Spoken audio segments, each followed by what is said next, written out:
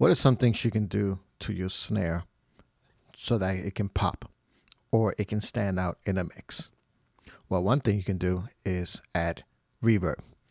So in today's video, I am going to show you how I add reverb to my snare so that it can pop or it can cut through a mix. All right, so here is a drum mix. I'm just going to play the drums by itself. I'm going to just play a snippet just so you can kind of get an idea of the overall tone of the drums.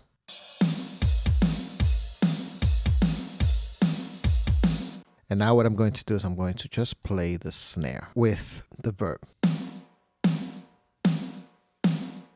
And now I'm going to play the snare without the verb. So you can hear the difference that the verb or the reverb is doing to the snare. Now I'm going to bypass it and bring it in, A-B it, so you can kind of hear the difference. Here we go.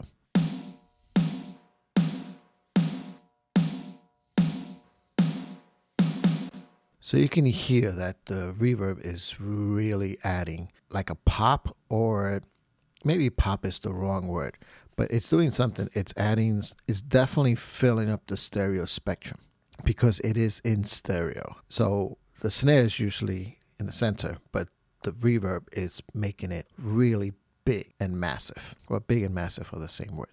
Let's stick with massive. It's making it massive. So what do I do, or how I approach this? There's many different ways to do this. I'm just going to show you how I do it or what works best for me. So here I have a snare top, a snare sample, and a snare verb. So let's look at the sample. I'm going to solo the sample. I'm going to play just like 2 or 3 hits.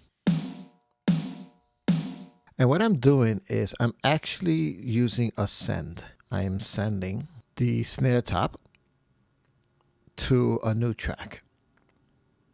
And that's this one right here. So yes, I'm sending it or I'm feeding it to another track, but I'm not using a send in the traditional way where I would use an auxiliary and then I would blend in, let's say, a reverb plugin. What I'm actually doing is I'm using trigger, and then I'm using an actual snare sample instead of using a reverb plugin. And the snare sample that I'm using is Steven Slate Snare 13A SSDR mic, which I believe it's free if you download the Steven Slate drum pack. I believe it is. So this is the snare that I'm using, or the snare reverb. It's a sample. So what do I do to this? Okay, so I'm going to play them both, and then basically I treat this like any other sample. I'm going to hit play. I'm just adding a little bit of volume just so you can kind of get some level match here. And that's basically what I'm doing to this. I'm doing nothing else to it. Let me just mute it and then bypass it.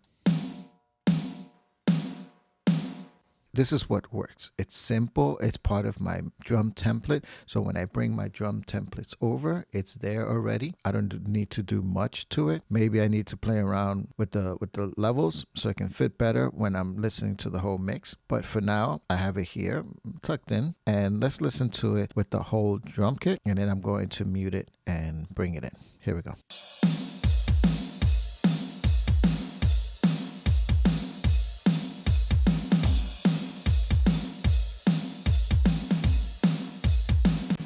I hope this helps or gives you an idea of just trying different things. I know a lot of people use reverb plugins on the snare drums, and that's fine. But if you wanted to try something a little bit different, maybe this works for you, give it a shot. And if you have any questions or comments, please leave them down below. I answer all of them. And until next time, happy mixing.